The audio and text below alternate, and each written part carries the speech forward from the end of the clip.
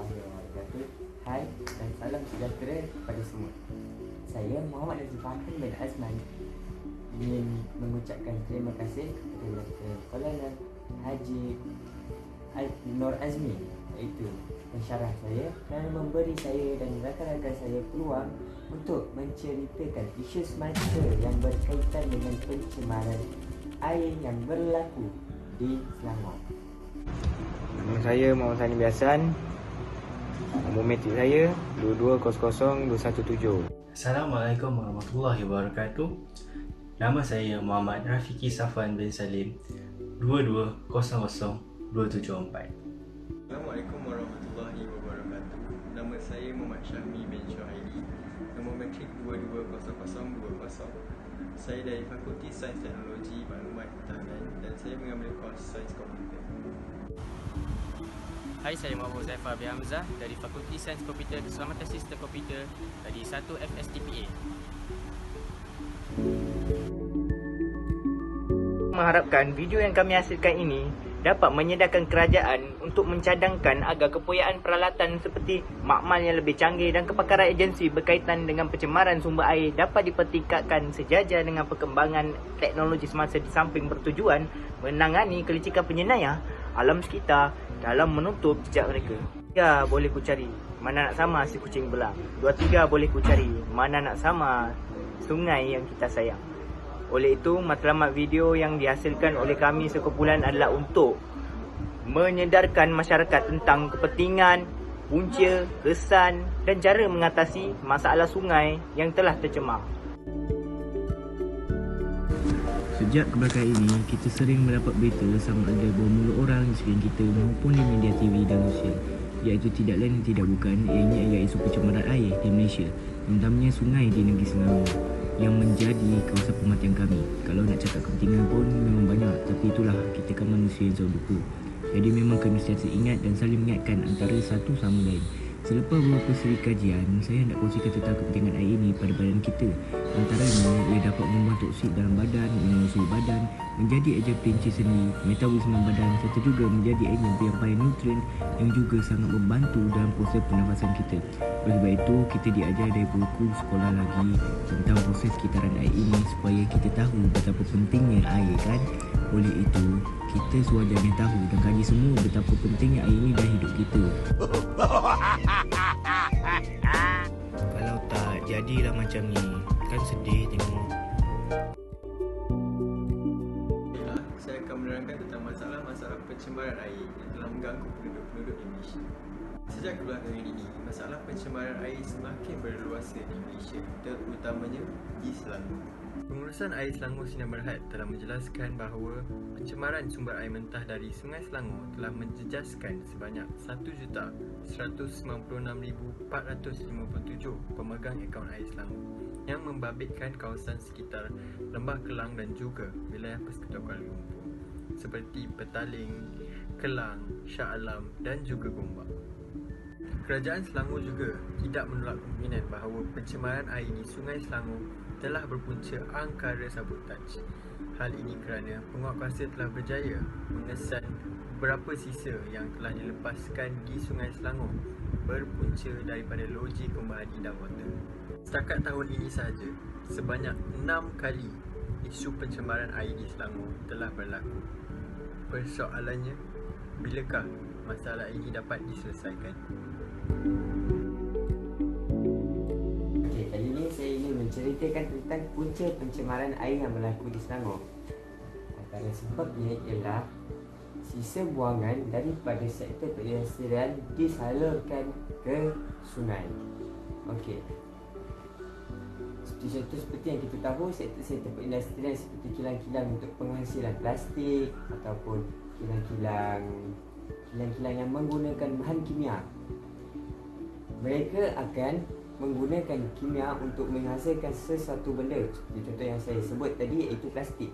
Apabila mereka telah menghasilkan kuantiti plastik yang telah cukup untuk dihantarkan ke mana sektor-sektor perniagaan, mereka ada lebihan sisa bahan kimia. Bahan kimia mereka yang digunakan untuk menghasilkan plastik itu. Okey.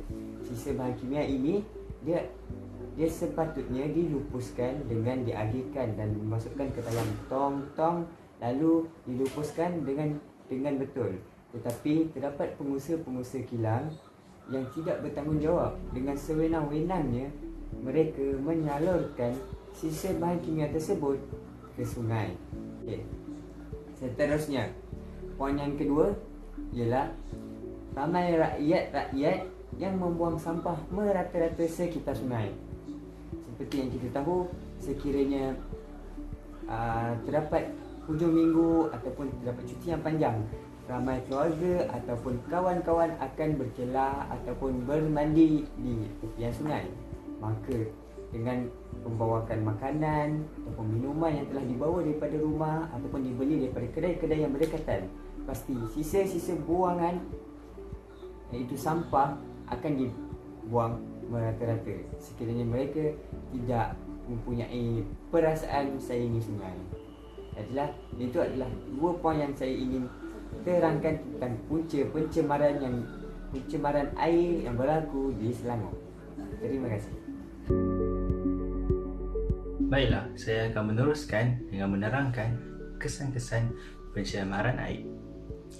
Yang pertama, pencemaran air akan menjejaskan kesihatan penduduk setempat. Sebagai contoh, apabila penduduk setempat menggunakan air yang tercemar, mereka akan mempunyai risiko untuk menghadapi penyakit seperti cerit-berit dan juga akan terdedah kepada penyakit yang berkaitan dengan jangkitan kuman. Kesan yang seterusnya adalah pencemaran air akan memberikan pencemaran bau yang kuat.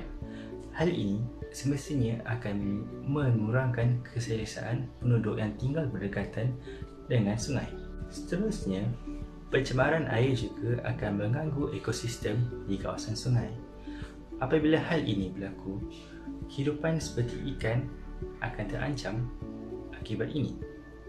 Oleh itu, mereka yang bergantung kepada haiwan seperti ikan akan kehilangan sumber pendapatan dan juga sumber makanan mereka.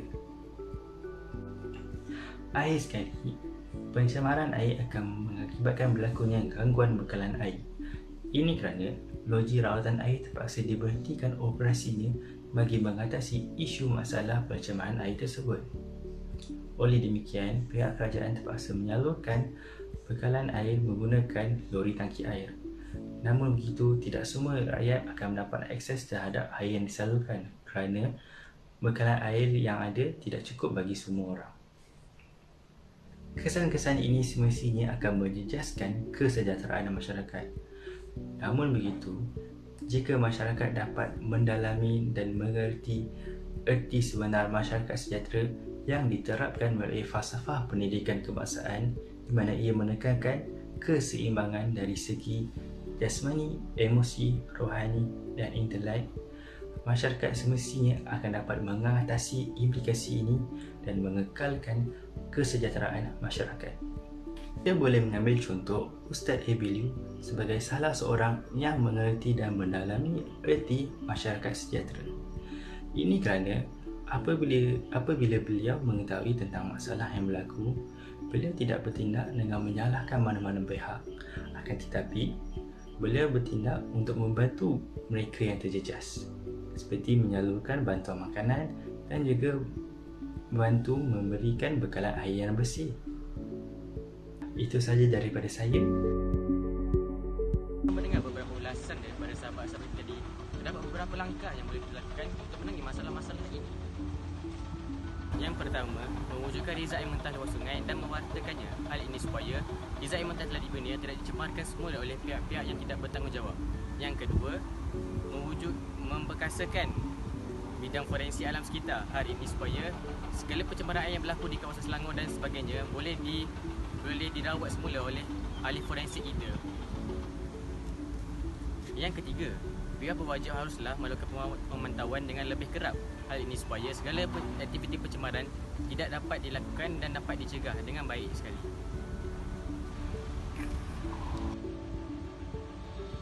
Yang terakhir, denda haruslah dikenakan kepada pengurus kilang ataupun individu yang tidak bertanggungjawab.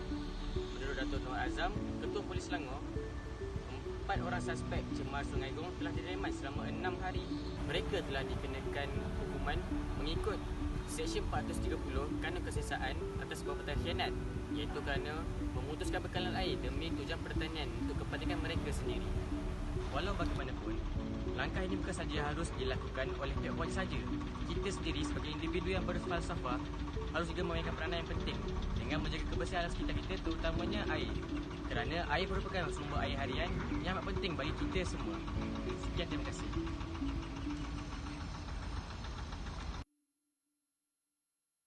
Setiap mukadimah pasti ada pengakhirannya. Okey, seperti yang kita telah mendengar daripada rakan-rakan saya. Mereka telah menceritakan tentang kesan-kesan, langkah-langkah penyelesaian matlamat kepentingan air. Dengan itu, saya berharap agar rakyat-rakyat kita lebih membuka fikiran mereka agar menghayati lagi rukun negara yang telah ditetapkan. Seperti contoh, pencemaran air ini berkaitan dengan rukun negara, iaitu kedaulatan undang-undang dan kesopanan dan kesusilaan. Okey, kedaulatan undang-undang ini seperti contoh, sekiranya kita ingin membuka berniaga ataupun ingin menjalankan satu bisnes, kita haruslah mengikut undang-undang dan akta yang telah ditetapkan oleh kerajaan. Contohnya, bagaimana punca pencemaran air? Disebabkan oleh pengurus-pengurus syarikat yang kurang bertanggungjawab kerana dia membuang sisa-sisa bahan kimia ke sungai. Maka di situ kedaulatan negara itu amat dititikberatkan agar kita rakyat untuk mengikuti. Seterusnya iaitu kesopanan dan kesusilaan. Okay. Kita haruslah bersikap baik dengan masyarakat.